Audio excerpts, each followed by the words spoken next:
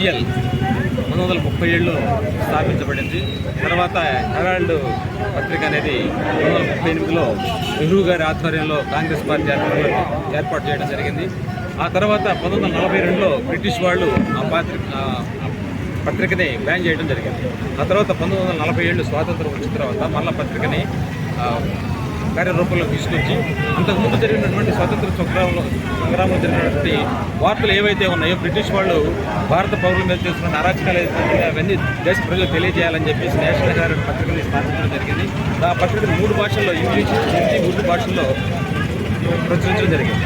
ఆ తర్వాత స్వాతంత్రం వచ్చిన తర్వాత అదే పత్రిక కొనసాగిస్తూ వివిధ ముఖ్యమైన కేంద్ర ప్రాంతాల్లో ఆ పత్రికని నెలకొల్పి సమాచారాన్ని తెలియజేయడం జరిగింది. ఆ తర్వాత పత్రిక 2008లో వచ్చేటప్పటికే నష్టాలతో కూరుకుపోయింది. దాదాపు 90 కోట్ల రూపాయలు నష్టంతో ఉన్నటువంటి సందర్భంలో 2010లో యంగ్ ఇండియా అని చెప్పేసి ఒక సంస్థ స్థాపించి ఆ సంస్థకు డైరెక్ట్గా రాహుల్ గాంధీ గారు, సోనియా గాంధీ గారు ఉంటూ ఆవేళ 76% వాళ్ళు దక్కించుకోవడం జరిగింది.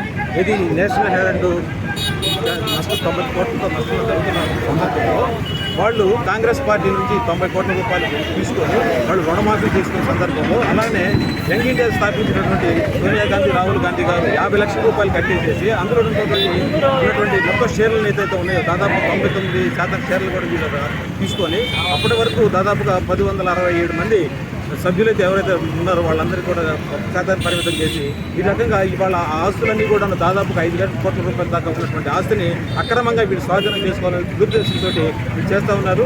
దీన్ని 2012లో సుబ్రహ్మణ్య స్వామి గారు ఢిల్లీ హైకోర్టులో బిల్లు వేసి దాన్ని ఆపించడం జరిగింది. అలానే 2014 ఈడీ కూడా వాళ్ళ యొక్క ఆస్తులకు అటాచ్మెంట్ చేయడం జరిగింది. ఈ రకంగా అక్రమాలకు పాల్గొన్నటువంటి సోనియా గాంధీ, రాహుల్ గాంధీ ఇంకా కాంగ్రెస్ పెద్దలు ఎవరైతే ఉన్నారో వాళ్ళని అరెస్ట్ చేసి ఆ ఆస్తుల్ని గవర్నమెంట్కి స్వాధీనం చేయాలని చెప్పేసి డిమాండ్ చేస్తా ఉన్నాం. ఈరోజు మా బీజేపీ యువమోర్చా తరఫున కార్యక్రమం తెలియజేయడం జరుగుతుంది. ముఖ్య ఉద్దేశం ఏదైతే Rahul Gandhi, Sonia Gandhi personal issue public interest litigation petition Subramanya Swamy గారి పిటిషన్ వల్ల వచ్చిన కేసు, లాంగ్ టర్మ్ జరుగుతున్న కేసు, ఈడీ ఏజెన్సీ 2014లోనే ఎంటర్ అయిన కేసు, తర్వాత పెద్దలుగా చాలా చేయడం జరిగింది. రీసెంట్గా కూడా ఈడీ అటాచ్మెంట్ చేసింది కూడా ఆ ఉద్దేశంలోనే. అలాంటి పరిస్థితిలో దాన్ని పొలిటికలైజ్ చేసి కాంగ్రెస్ పార్టీ ఈడీ మీద నిరసన తెలియజేయడం అనేది మేము ఖండిస్తున్నాం. భారతీయ జనతా పార్టీ ఖండిస్తుంది. ఇది తప్పు, ఇది మంచి పద్ధతి కాదు, మన దేశానికి మంచి మెసేజ్ మనం ఇవ్వట్లేదు అనే దాంట్లో ఈ నిరసన కార్యక్రమం ఈరోజు యువమోర్చా తరఫున మేము తెలియజేస్తున్నాం. ఇప్పుడు దీంట్లో మెరిట్స్కి వెళ్తే మన ప్రెసిడెంట్ గారు చెప్పినట్టు 1937 సంవత్సరం AJL లిమిటెడ్ సంస్థ ఫామ్ చేయడం జరిగింది. 38లో నేషనల్ హెరాల్డ్ పత్రిక స్థాపించడం జరిగింది. 37లో స్థాపించినప్పుడు ఒక 2000 షేర్లు ప్రైమరీ షేర్లు, 30,000 ఈక్విటీ షేర్లతోటి మొత్తం కంట్రీ మొత్తం మీద ప్రతి స్టేట్లో కూడా కార్యక్రమాలు చేయడం జరిగింది. ఆ ఉద్దేశంతో ల్యాండ్ అలొకేట్ చేశారు. ఆ ల్యాండ్స్ అన్నీ కూడా తర్వాత చాలా పెరిగినాయి. 2008 వరకు ఈ కార్యక్రమాలు జరుగుతూ ఉన్నాయి. 2008లో 90 కోట్ల నష్టంతో ఆ ఆర్గనైజేషన్ ఉంది. ఆ టైంలో ఏమైంది అని అంటే ఆ 90 కోట్లు కాంగ్రెస్ పార్టీ తరఫున ఇంట్రెస్ట్ ఫ్రీ లోన్ ఇవ్వడం జరిగింది.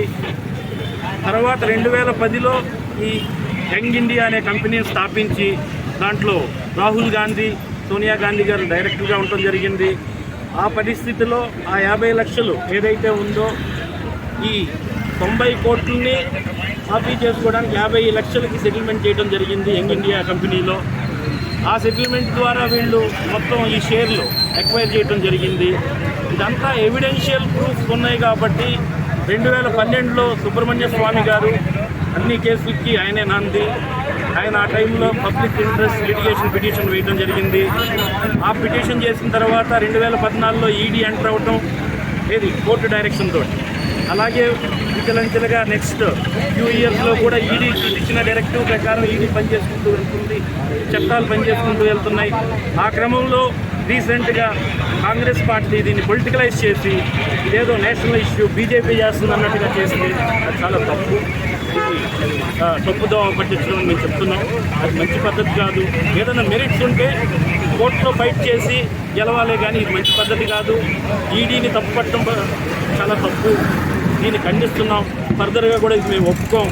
ఆ ఉద్దేశంతో ఈరోజు మా యువమోర్చా ఫ్యూచర్లో మేము ఈ పద్ధతి ఒప్పుకోం అని చెప్తూ సోనియా గాంధీ, రాహుల్ గాంధీ ఆధ్వర్యంలో నడుస్తున్నటువంటి పత్రికే ఈరోజు కుంభకోణంగా పడిపడింది. ఎందుకంటే ఒకప్పుడు ఇది కోట్లాది రూపాయలు విలువ చేసినటువంటి ఆ పత్రిక ఆఫీసు లక్నో, ఢిల్లీ, బొంబాయిలో మరి ఈరోజు ఒక బుక్ వాల్యూ ఆ యొక్క ఆస్తి విలువ 2,000 కోట్లు, మార్కెట్ ద్వారా 5,000 కోట్లు. కాంగ్రెస్ పార్టీ ఉన్నటువంటి సోనియా గాంధీ, రాహుల్ గాంధీ వాటినన్నింటినీ కూడా దోచుకోవడానికి ప్రయత్నిస్తున్నారు. కనుక దాని మీద సుదీర్ఘంగా ఎంక్వైరీ చేసిన తర్వాత కోర్టు ద్వారా ఈరోజు సోనియా గాంధీ, రాహుల్ గాంధీలు అరెస్టుకి సిద్ధమయ్యారు. ఖచ్చితంగా ఈ యొక్క నేతృత్వ కోణంలో వీళ్ళిద్దరు పాత్ర పూర్తిగా ఉందని చెప్పి భారతీయ జనతా పార్టీ చెబుతుంది. అదేవిధంగా ఈరోజు దేశవ్యాప్తంగా భారతీయ జనతా యువమోర్చా ఆధ్వర్యంలో ఈ యొక్క అవినీతిని అరెస్ట్ చేయాలని చెప్పి ధర్నాలు నిరాహార చేస్తున్నట్టు